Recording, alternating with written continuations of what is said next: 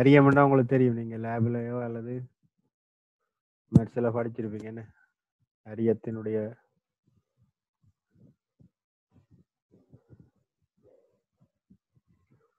இப்படி ஒரு ஷேப்ல இருக்கும். இதுதான் அரியமா இருக்க போகுது. அப்ப நாங்க இங்க என்ன செய்ய போறோம்டா, இங்க அரியத்தினுடைய இந்த குறுக்கு வெட்டு தோட்டத்தை தான் நாங்க இங்க வச்சு என்ன செய்ய போறோம்னு சொன்னா, நாங்க இதுல கீறி காட்டி உங்களுக்கு நிறுவல்கள் செய்து காட்டுவோம். சரியா?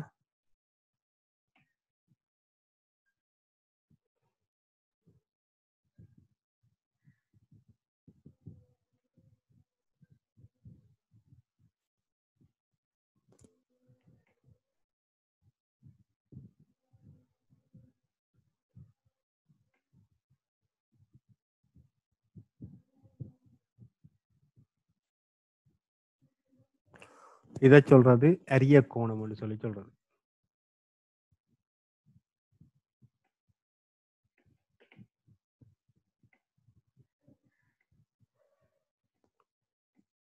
கூடுதலா நீங்க லேப்ல பார்த்திருப்பீங்க, இந்த அரியம்ன்றது வந்து ஒரு கண்ணாடியிலான ஒரு பதார்த்தத்தால செய்யப்பட்டது. அப்ப எஞ்சி என்று வச்சிருப்போம் இந்த அரியத்தினுடைய முறிவை சுட்டிய. இப்ப இந்த அரியத்தினுடைய மேற்பரப்பில்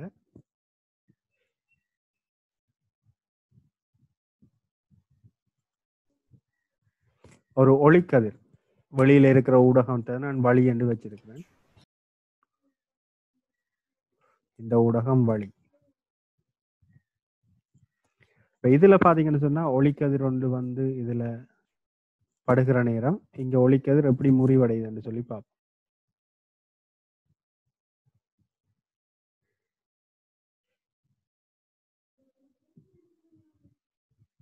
இதுல பாத்தீங்கன்னு சொன்னா ஐதான ஊடகத்தில இருந்து அடர்ந்த ஊடகத்துக்கு ஒளிக்கதிர் போக போகுது.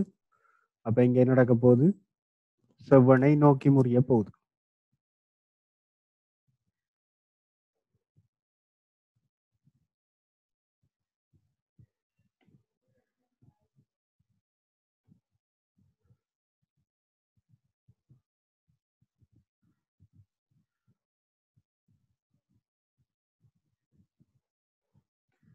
அதே மாதிரி இனி இந்த பக்கத்துல வந்து வர்ற ஒளிக்கதிர் அடர்ந்த ஊடகத்திலிருந்து ஐதான ஊடகத்துக்கு போற நேரம்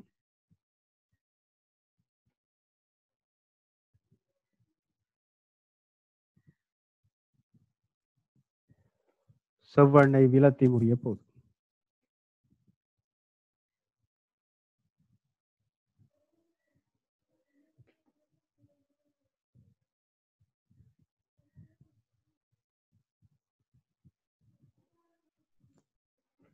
அப்ப இந்த கோணத்தை நான் முதலாவது இந்த கோணத்தை நான் படுகோணம் I1 என்று வைக்கிறேன்.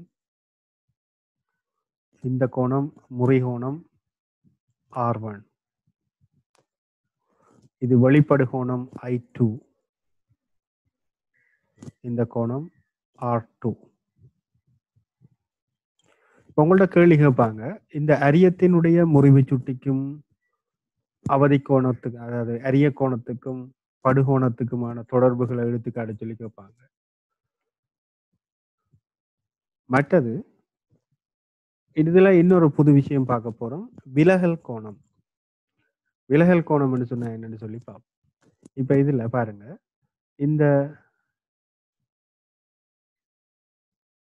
இந்த ஒளிக்கதிர் வந்து இதனுடைய பாதை வந்து இந்த நேர்கோட்டின் வழியே இருந்திருக்கும். ஆனா இங்க அரியத்துல முறிவு ஏற்பட்டதன் காரணமாக இவர் வந்து இந்த திசையில நடக்கிறார், போயிருக்கிறார். அப்ப இவரோட உண்மையான பாதை இது. ஆனா இவர் இந்த பாதையை விட்டு விலத்தி இப்படி போயிருக்கிறார். அப்ப இங்க இவர் இந்த விலத்தின இந்த கோணம் தான் வரப்போகுது விலகல் கோணம். இதை நாங்க டீவியேஷன் ஆங்கிள்னு சொல்லி சொல்லுவோம். அதாவது ஸ்மால் டில சொல்லுவோம் விலகல் கோணம்.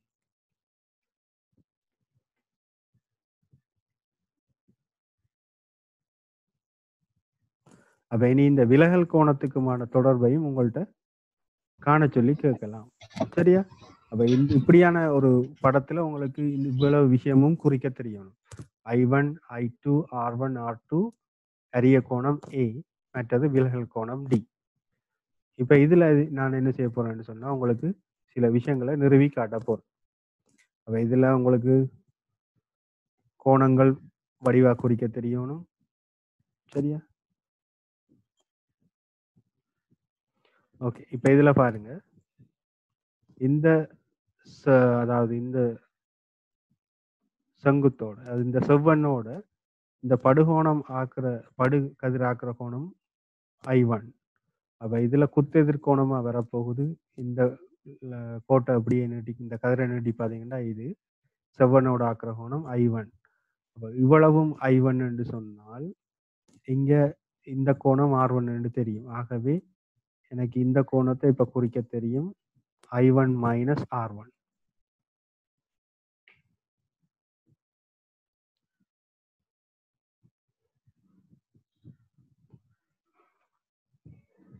அதே மாதிரி இதை பார்த்தீங்கன்னு சொன்னா இந்த செவ்வனோட இந்த இந்த கதிராக்குற கோணம் I2, இதுல குத்தெதிர்கோணம் என்று பார்த்தா இவ்வளவும் I2, இது R2 என்று சொன்னா இந்த கோணம் இப்ப எனக்கு வரப்போகுது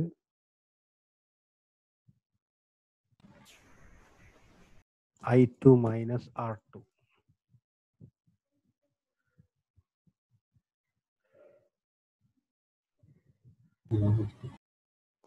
அப்ப இதுல இங்க பாருங்க, இது ஒரு முக்கோணியா எடுத்தனா இருந்தா இந்த முக்கோணியில இந்த பக்கத்தை நீட்டுறதால உருவாகிற கோணம் புறக்கோணம் D. அப்போ புறக்கோணத்தினுடைய பெருமானம் வந்து அகத்து எதிர்கோணங்களோட கூட்டுத்தொகைக்கு சமன். ஆகவே இதுல இருந்து நான் எழுதலாம் D சமன் விலகல் கோணம் D சமன் I1 minus R1 plus I2 minus R2. அப்ப இதுல இருந்து விலகல் கோணத்துக்கான தொடர்பு வந்துட்டு பாருங்க I1 plus I2 minus R1 plus R2. அப்ப இது ஒரு தொடர்பு, இதை வச்சிருப்போம் நாங்க.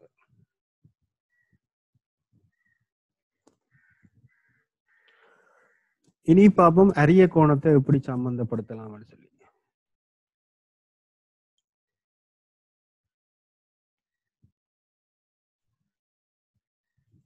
இதுல பார்த்தீங்கன்னு சொன்னா இந்த கோணம் வந்து அதாவது இந்த அரியத்தினுடைய இந்த பக்கத்தோட இந்த செவ்வன்னு சொன்னா இவ்வளவும் 90 பாகையா இருக்கணும். அப்ப இது R1 என்று சொன்னா மிச்சம் இருக்க போற இவ்வளவும் வந்து 90 சயா R1 இருக்க போகுது. இந்த இந்த கதிரோட ஆக்குற இந்த கோணம் சரியா, இந்த கோணம் அதாவது அரியத்தினுடையதும் இங்க போற ஒளிக்கதிரினதும் கோணம் வந்து 90 சய R1. அதே மாதிரி இந்த இது ஏயா இருக்க போது இந்த கோணம் வந்து இந்த கோணம்.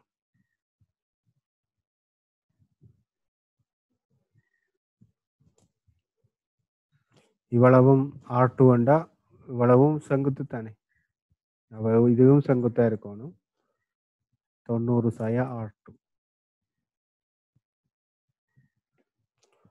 அப்ப இதுல இருந்து எனக்கு தொடர்பு வரப்போகுது முக்கோணியின் அகக்கோணங்களின் கூட்டுத்தொகை 180. ஆகவே A சக 90 சய R1 சக 90 சய R2 சமன் 180 முக்கோணியின் அகக்கோணங்களின் கூட்டுத்தொகை. அப்ப இங்க A சமன் இந்த 90 90 180 இங்கே வந்து கழிபட்டு 180 கழிபட்டு இல்லாம போயிடும். R1 சக R2 வந்து வந்துடும். இது இரண்டாவது தொடர்பு. அதாவது அரிய கோணம் A வந்து R1 இனதும் R2 இனதும் கூட்டுத்தொகைக்கு சமன். அப்ப இது முதலாவது தொடர்புல கொண்டு இதை பிரதியிட்டா எனக்கு வரப்போகுது இப்ப தொடர்பு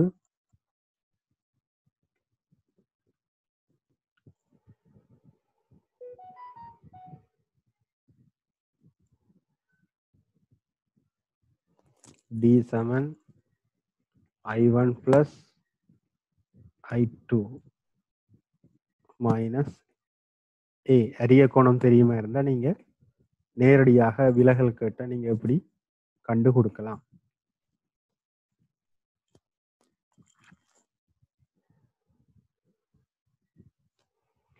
இப்ப சில வேளை உங்கள்ட்ட முறிவு சுட்டிக்கான தொடர்பு கேட்கலாம். முறிவு சுட்டிக்கான தொடர்பு கேட்டா நீங்க என்ன செய்யுங்கன்னு சொன்னா,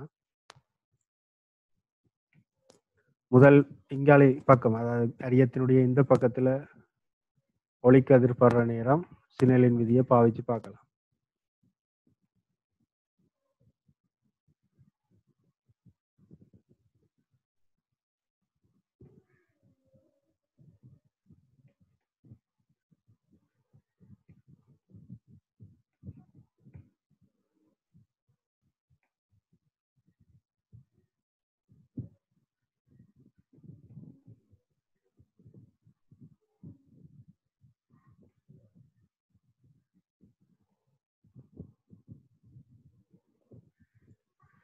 அதே மாதிரி இந்த பக்கத்துல பாவிச்சோம்னு சொன்னா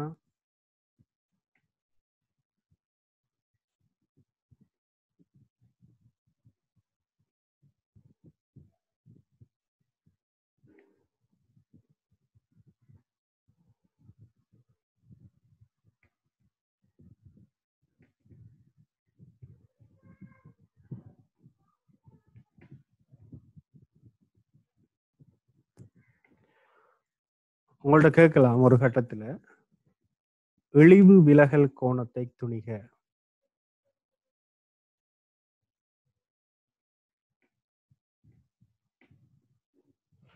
இழிவு விலகல் நிலையில எனக்கு தொடர்பு பெறப்போகுது என்னன்னு சொன்னா, படுகோணம் I1 வெளிப்படுகோணம் I2 இது ரெண்டுட பெருமானமும் ஒரே பெருமானமா இருக்கும் குறித்த ஒரு படுகோணத்துல. அப்ப இப்படியான சந்தர்ப்பத்துல தான் எனக்கு என்ன நடக்க போகுதுன்னு சொன்னா, இழிவு விலகல் நிலை வந்து உருவாக போகுது. அப்ப இழிவு விலகல் நிலை உருவாகணும்னு சொன்னா கண்டிஷனை பாருங்க, படுகோணமும் வெளிப்படுகோணமும் ஒரே பெருமானத்துல இருக்கணும் குறித்த ஒரு பெருமானத்துல. அந்த நேரம் வந்து எனக்கு R1 சமன் R2 சமன் R. அப்ப எனக்கு ரெண்டு தொடர்பு தெரியும். அப்ப இதுல இருந்து இழிவு விலகல் கோணத்துக்கான சமன்பாடு வரப்போ டி மினிமம் வந்து முதலாவது சமன்பாடுல கொண்டே பிரதிட்டா 2i மைனஸ் 2r வரும். அதே மாதிரி இழிவு விலகல் நிலையில அரிய கோணம் A சமன் 2r வரும். இப்ப இது ரெண்டையும் பாவிச்சு நான் சமன்பாடு எழுதினா டி மினிமம் இழிவு விலகல் நிலையில 2i மைனஸ் A என்று வரப்போகுது. இப்ப இந்த சந்தர்ப்பத்துல முறிவு சுட்டிக்கான சமன்பாடு sin r இன் கீழ் sin i என்று வரப்போகுது.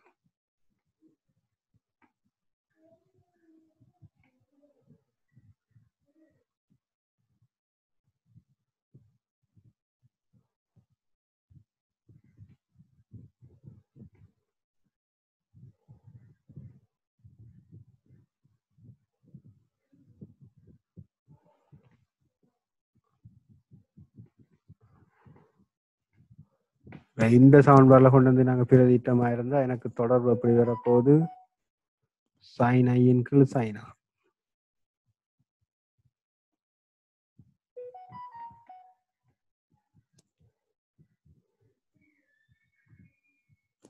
அப்ப இங்க ஐக்கு பதிலா நீங்க என்ன போடலாம்,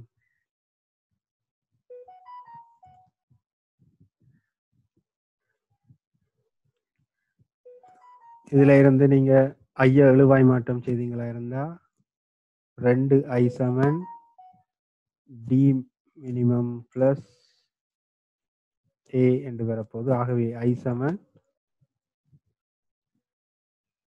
d பிளஸ் A by 2 என்ற தொடர்பு வரும். அப்ப இந்த சமன்பாடுல பிரதியிட்ட sin ஐக்கு பதிலா A plus d minimum by 2 அதன் கீழ் sin r என்றா இழிவு விலகல் நிலையில r சமன் A by 2 என்று இருக்க போகுது.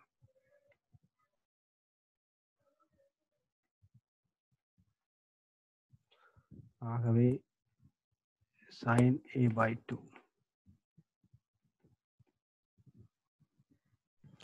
இழிவு விலகல் நிலைக்குரிய இத சமன்பாடுல முறிவு சுட்டிக்கான சமன்பாடு உங்களுக்கு தெரியும். இப்ப n Saman sin a plus d by 2 இன்கீழ் sin a by 2.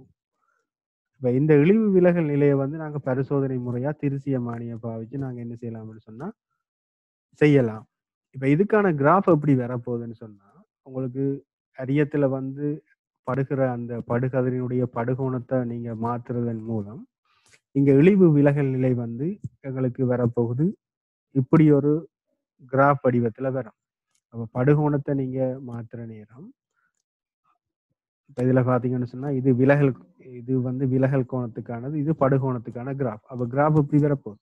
அப்ப இதுல பாத்தீங்கன்னு சொன்னா ஒரே விலகல் கோணத்துக்கு எனக்கு 2 வேற வேற படுகோணங்கள் எனக்கு இருக்கலாம். சரியா? அப்ப 2 வெவ்வேறு படுகோணத்துக்கு எனக்கு ஒரே பெருமானமுடைய விலகல் கோணம் வந்து எனக்கு கிடைக்கும். சரியா? அப்ப D1. ஆனா இழிவு விலகல் நிலை எப்ப வரும்டா, ஒரே ஒரு சந்தர்ப்பத்துல மட்டும்தான் எனக்கு வரப்போகுது இழிவு விலகல் நிலை. D இழிவு.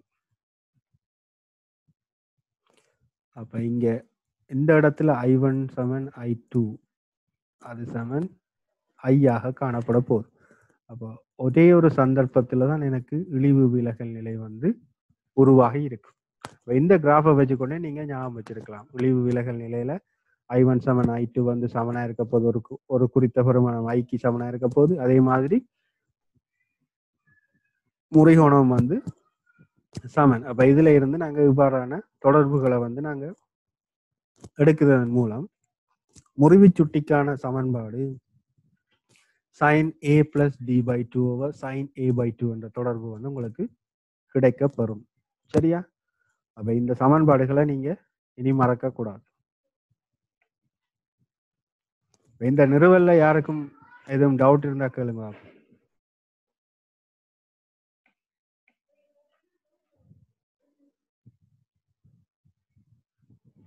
இழிவு விலகல் நிலைக்குரிய நிபந்தனை இதுதான். சரியா? இழிவு விலகல் நிலையில படுகோணமும் வெளிப்படுகோணமும் சமனா இருக்கும், முறிகோணம் ரெண்டும் சமனா இருக்கும். அப்ப அதுல இருந்து இவ்வாறான தொடர்புகளை நீங்க எடுத்துக்கொள்ளலாம்.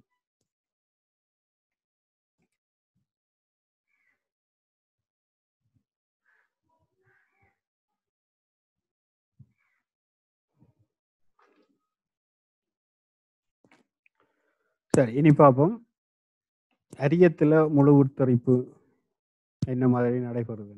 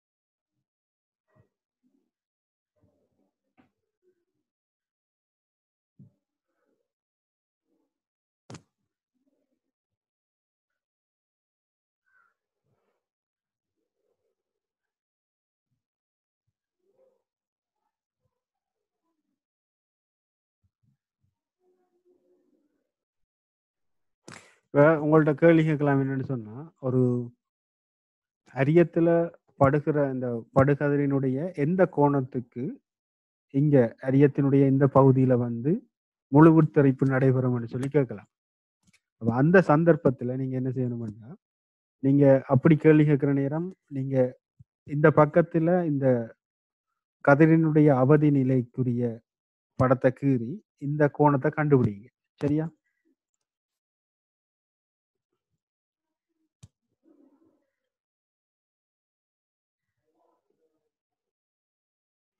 இந்த கோணத்த கண்டுபிடிங்க. சி. இது 92 தெரியும். பிறகு இந்த கோணத்த கண்டுபிடிங்க. ஆர்.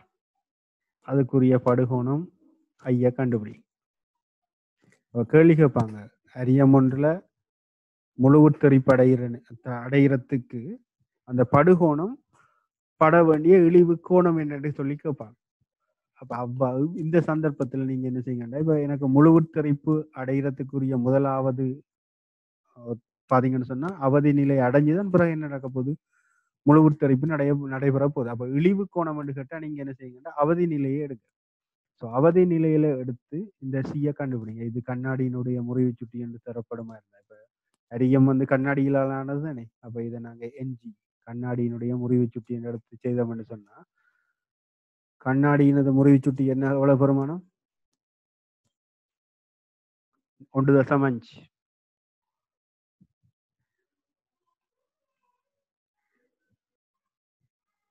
இந்த சந்தர்ப்பத்துல அவதி கோணத்தை கண்டுபிடிக்கலாம். இந்த நிலையில சினலின் விதியை பாவிச்சா 1.5 sin c சமன் வெளியில வழி இருக்குன்னு வைப்போம். சரியா?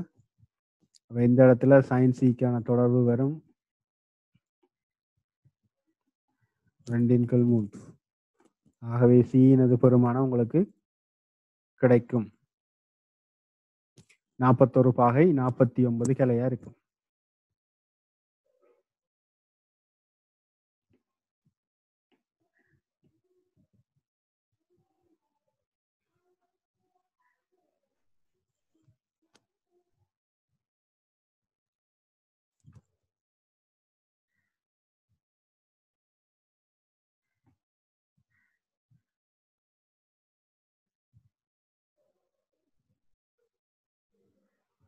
இப்ப இத நீங்க இந்த 2 செவ்வனையும் இணைச்சு இது சந்திக்கிற புள்ளிய நீங்க இணைச்சிட்டு இந்த கோணத்தை வேணும்னா நீங்க கண்டுபிடிக்கலாம். உங்களுக்கு அரிய கோணம்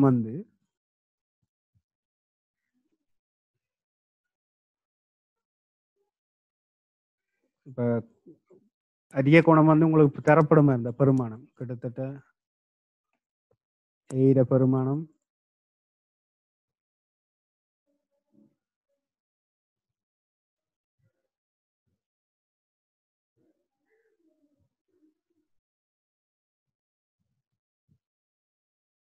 84 பாகை தாராங்கன்னு சொன்னா,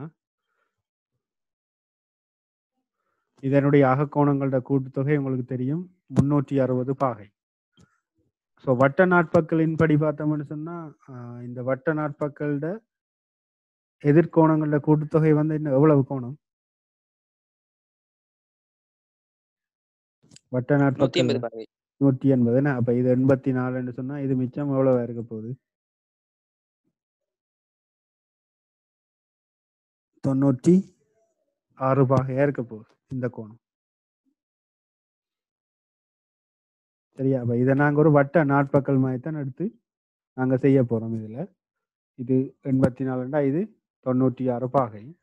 இப்ப எனக்கு சீர பெருமானம் தெரியும், இந்த பாகை தெரியுமெண்டா ஆற கண்டுபிடிக்கலாம். இந்த முக்கோணியில அகக்கோணங்களோட கூட்டுத்தொகை 180. அப்ப ஆர் பிளஸ் 96 சக 41 பாகை 49 கிளை. இவ்வளத்தையும் கூட்டுறா 180க்கு சமன். இப்ப இதுல இருந்து ஆற கண்டுபிடிக்கலாம். ஆற கண்டுபிடிச்ச மாதிரி இருந்தா எனக்கு 180ல இருந்து இதை கழிச்சு சொல்லுங்க பாப்போம். 6 3 7 9 4 13 137 பாகை 49 கிளை. அப்ப இதுல இருந்து ஆற கண்டுபிடிக்கலாம். 60ல 49 போனா 11 கிளை, 9ல 7 போனா 2, 7ல 3 போனா 4, அப்ப 42 பாகை 11 கிளையா இருக்க போது இந்த முறிகோணம் ஆர். இப்ப இந்த புள்ளியில சினலின் விதியை பாவிச்சா உங்களுக்கான படுகோணத்துக்கான பெருமானம் எனக்கு கிடைக்கப்பெறும். 1 × sin i Saman 1.5 sin r. அப்ப இங்க எனக்கு sin i சமன் 3/2 போறேன். sin r வந்து sin 42 பாகை 11 கிளை. இதுக்கான சமன்பாடுல கொண்டே இந்த பெருமானத்தை சொல்லுங்க. ஆகும் எனக்கு sin 42 பாகை 11 கிளைக்கு பெருமானம் மடக்க வச்சிருந்தா பார்த்து சொல்லுங்க. ஆகும் sin 42 பாகை 11 கிளைக்கு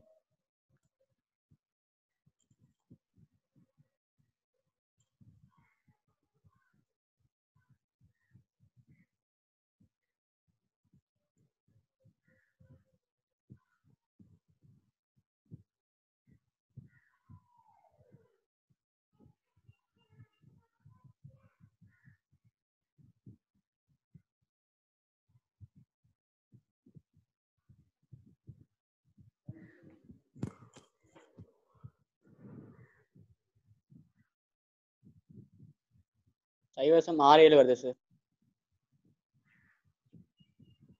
சைவரசம் 6-7. இதை சுருக்கி பெருக்கின அவ்வளவு வரும்.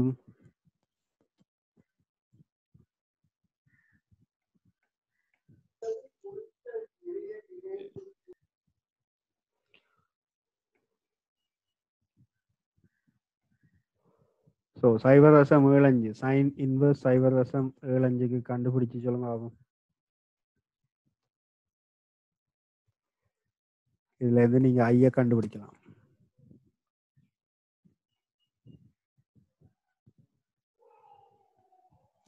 44.83 பாகை.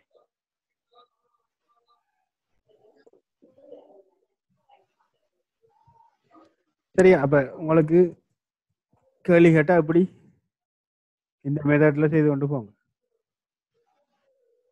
முழுவத்தறி படையவனும்னு சொன்னா அது கொண்டிருக்க வேண்டிய இழிவு கோணம் என்னன்னு கேட்டா நீங்க என்ன செய்யுங்கண்டா, இப்ப முதலாவது அதாவது முழுவத்தறிப்படையினுடைய முதலாவது படி என்று பார்த்தா அவதி கோணம் வந்து அவதி நிலை அடைஞ்சுதான் அதுக்கு அப்புறம் என்ன நடக்க போறார், முழுவத்தறிப்படைய ஆரம்பிக்க போறார். அப்ப இழிவு கோணம் என்று கேட்டா நீங்க என்ன செய்யுங்கன்னா அவதி நிலையிலே வச்சு என்ன செய்யுங்க, இந்த கணித்தல்களை செய்ய தொடங்கும்.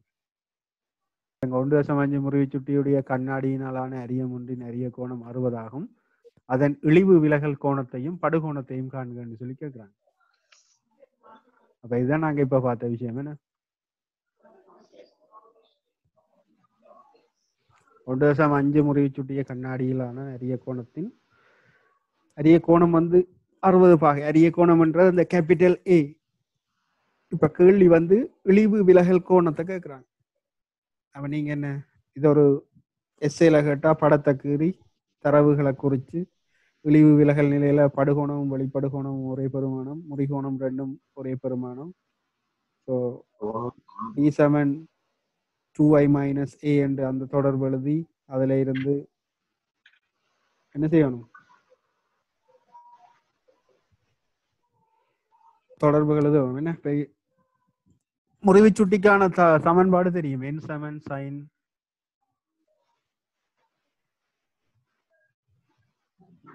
sin a plus d/2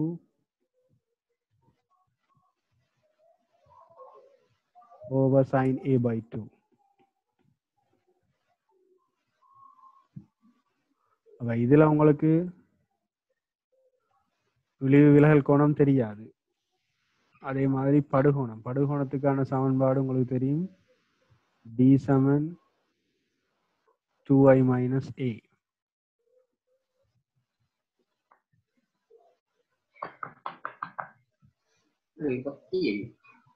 இப்ப இதுல உங்களுக்கு இந்த சமன்பாட்டின் படி பாத்தீங்கன்னு சொன்னா n தெரியும், அரிய கோணம் a தெரியும். இதுல இருந்து இழிவு விலகல் கோணத்தை கண்டுபிடிக்கலாம். இழிவு விலகல் கோணத்தை கண்டுபிடிச்சிட்டு பிறகு இந்த சமன்பாடுல கொண்டு அப்ளை பண்ணி விட்டீங்கன்னு சொன்னா உங்களுக்கு படுகோணத்துக்கான சமன்பாடு வரும். அப்ப இந்த 2 சமன்பாடை பாவிச்சு நீங்க இந்த முதலாவது கேள்வியை செய்தலாம். சரியா? ரெண்டாவது கேள்வி பார்த்தீங்கன்னு சொன்னா 60 பாகை கோணம் அரியம் ஒன்றில் இழிவு விலகல் கோணம் தந்திருக்கிறாங்க, டி தந்துக்கிறாங்க. அரிய திரவியத்தின் முறிவு சுட்டியை கேட்குறாங்க. அப்ப இங்க ஏயும் டியும் தரப்பட்டிருக்கு, முறிவு சுட்டி என்னென்னு கேட்குறாங்க. அப்ப இது இந்த சமன்பாடை பாவிக்கிறதன் மூலம் நீங்க இந்த கணக்கை செய்யலாம். n7 sin a plus d by 2 over sin a by 2 பிரதியிடுவதன் மூலம் இதை காணலாம். அப்ப ரெண்டாவதும் செய்யலாம். மூன்றாவது கேள்வி பார்த்தீங்கன்னா 1/6 முறிவு சுட்டியுடைய கண்ணாடியிலான அரியம் ஒன்றின் அரிய கோணம் 76 பாகையாகும். அதன் இழிவு விலகல் கோணத்தை கேட்குறாங்க. அவங்க முறிவு சுட்டி தந்திருக்கு, அரிய கோணம் தந்திருக்கு, கேள்வி இழிவு விலகல். இதே சமன்பாடு தான் n7 sin a plus d by 2.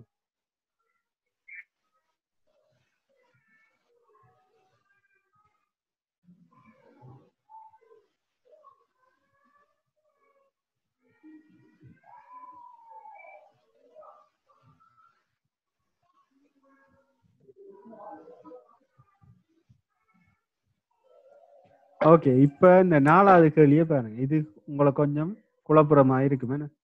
3/2 முறிவு சுட்டியுடைய கண்ணாடியிலான 60 பாகை அரிய கோணமுடைய அரியம் ஒன்று 4/3 முறிவு சுட்டியுடைய நீரினுள் வைக்கப்பட்டுள்ளது. அதன் இழிவு விலகல் கோணத்தை கேட்கிறாங்க. இதை வேணுமென்றா நான் உங்களுக்கு செய்து காட்டுறேன்.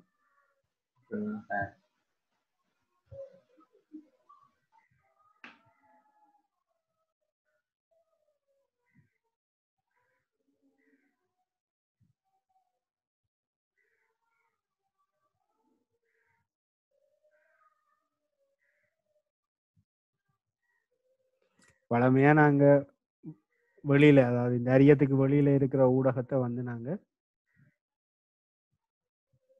வழி என்று எடுப்போம். இப்ப அவன் என்ன செய்யறான்னா நீருக்குள்ள வச்சுக்கிறான்.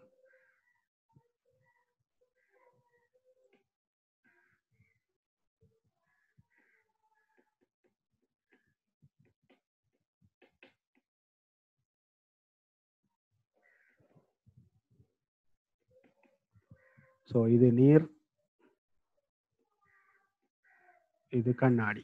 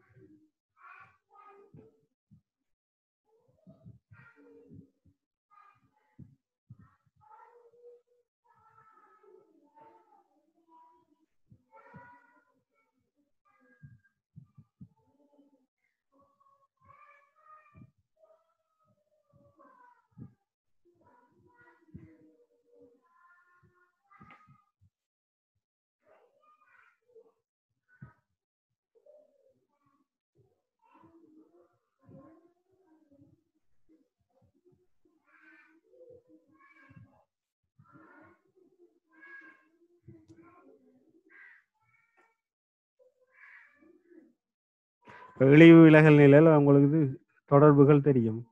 படுகோணம் வழிப்படுகோணம் எல்லாம் ஒரே பெருமானம்.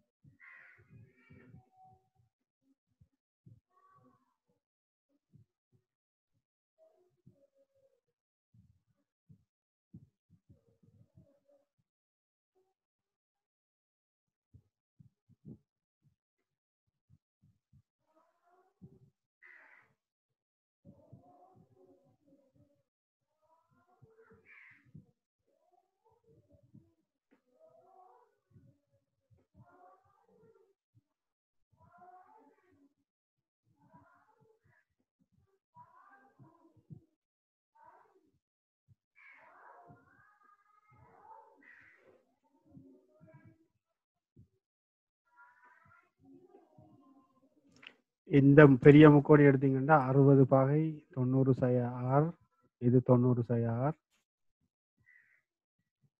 கூட்டினா 180 சமன். அப்ப இந்த 180 ரெண்டும் கழிவற்றும். ஆகவே ஆர் வந்து 30 பாகை என்று வரும். இப்ப இதுல இருந்து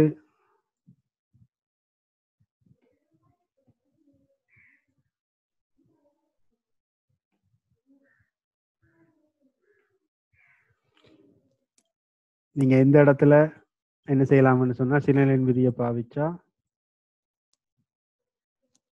NW, அதாவது நீரினுடைய முறிவு சுட்டி தர sin I, அதே மாதிரி கண்ணாடியினுடைய முறிவு சுட்டி தர sin R.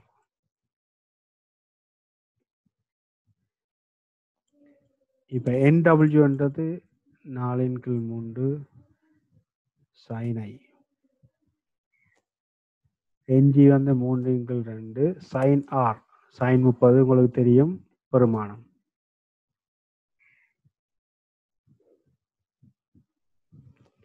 இப்ப இதுல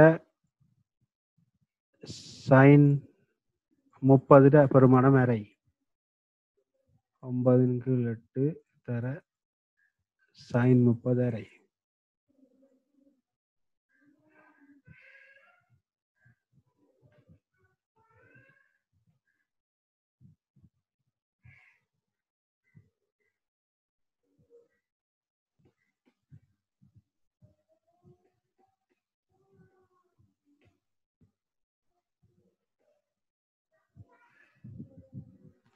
அப்ப இதுல இருந்து நீங்க படுகோணம் ஐயின பெருமானத்தை கண்டுபிடிச்சிடலாம். ஐட பெருமானத்தை கண்டுபிடிச்சிட்டு பிறகு நீங்க மேல கண்ட இழிவு விலகல் கோணத்துக்கான சமன்பாடுகளை கொண்டே பிரதியிட்டா உங்களுக்கு இழிவு விலகல் கோணத்துக்கான பெருமானம் கிடைக்கப்பெறும். அப்ப இதுல நீங்க கன்ஃபியூஸ் ஆகிறதுக்கு ஒண்ணும் இல்லை. சரியா? உங்களுக்கு வழி கண்ணாடி இடைமுகமோ அல்லது நீர் கண்ணாடி இடைமுகமோ என்ன தந்தாலும் நீங்க இப்படி ஒரு ரஃபா ஒரு படத்துக்கு இருங்க. அதுல இருந்து நீங்க என்ன செய்யுங்க, அந்த தரவுகளை வச்சுக்கொண்டு இந்த லோவை வந்து அப்ளை பண்ணி பாருங்க. தயவு செய்து பாடமாக்க வேண்டும் வேணாமா, இந்த சமன்பாடுகளை நேரடியாக பாடமாக்கி மட்டும் வச்சிருக்காதீங்க. விளங்கி எழுதி எழுதி பழகுங்க.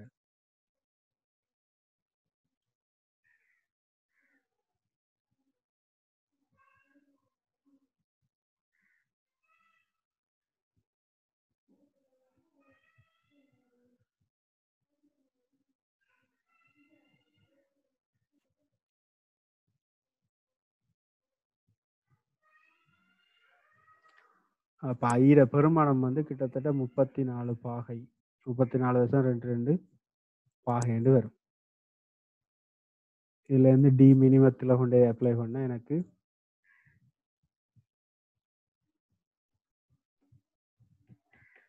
இழிவு விலகலுக்கான தொடர்பு 32.44 இருந்து 30 கழிச்சு விட்டா வரப்போறது 2.44 4.88 பாகையா இருக்கும் டி மினிமம். இப்போ நீங்க இதை கால்குலேட்டர்ல அடிச்சு பார்த்தீங்கன்னு சொன்னா தசத்துல வரும். அப்போ நீங்க கால்குலேட்டரை யூஸ் பண்ணாம நீங்க மடக்கையில செய்து பாருங்க. அப்பதான் உங்களுக்கு பாகையிலையும் கிளையிலையும் வரும். அப்போ நீங்க விடைகள் வந்து நீங்க பாகை கிளையில கொடுக்கணும். இப்படி தசத்துல எல்லாம் அங்க நீங்க கொடுக்க கூடாது. அப்ப நீங்க கால்குலேட்டரை யூஸ் பண்றதை விட மடக்கையே யூஸ் பண்ணுங்க.